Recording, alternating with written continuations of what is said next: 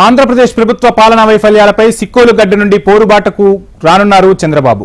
రా కదలిరా అంటూ రాష్ట్రమంతా పర్యటించిన చంద్రబాబు శ్రీకాకుళంలో నేటితో ఆ కార్యక్రమాన్ని ముగించనున్నారు. అదే సందర్భంగా రానున్న ఎన్నికల శంఖారావం కూడా ఇక్కడి నుంచే పూరించనున్నారు టీడీపీ అధినేత చంద్రబాబు. ఈ సభ కోసం టీడీపీ శ్రేణులు భారీ ఎత్తున ఏర్పాట్లు చేస్తున్నారు. ఈ నేపథ్యంలో సభ ఏర్పాట్లు, సభ ప్రధాన ఉద్దేశంపై మరిన్ని డీటెయిల్స్ మా శ్రీకాకుళం ప్రతినిధి వరప్రసాద్ అందిస్తారు.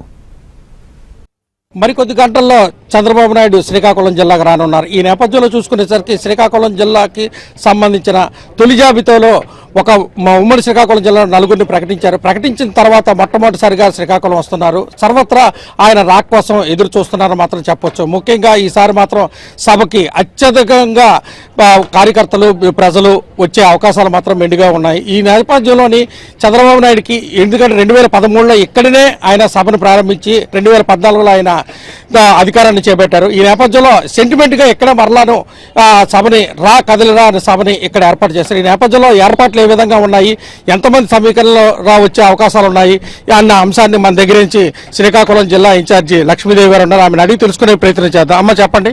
ఈరోజు 53 రోజులు జైల్లో ఉండి విడుదలైన తర్వాత ప్రతి ఒక్క ప్రజానీకం దేశంలోనే కాకుండా వివిధ విదేశాల్లో కూడా చంద్రబాబు నాయుడు గారి ఔన్నత్యాన్ని పెంచడం జరిగింది.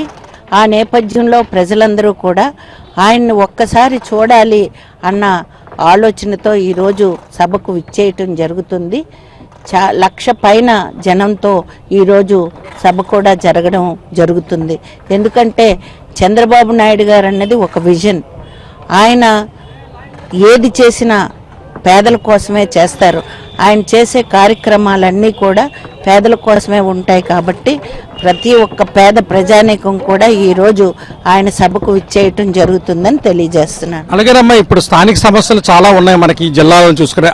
ఆల్రెడీ ఆ సార్కి ఇంటిమేషన్ చేశారా లేదా? అన్ని సమస్యలు తెలియజేశామండి.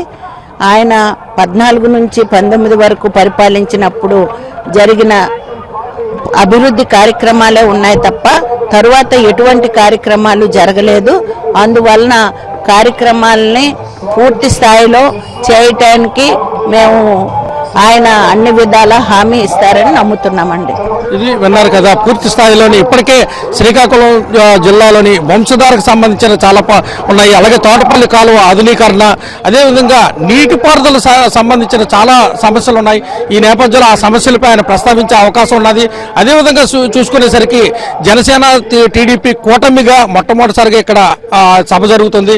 రా కదిలిరా అనే ఈ కార్యక్రమం కూడా ఇది ఆఖరి సభ అని మాత్రం తెలుస్తుంది. కెమెరామెన్ గోపితో వరప్రసాద్, HM TV.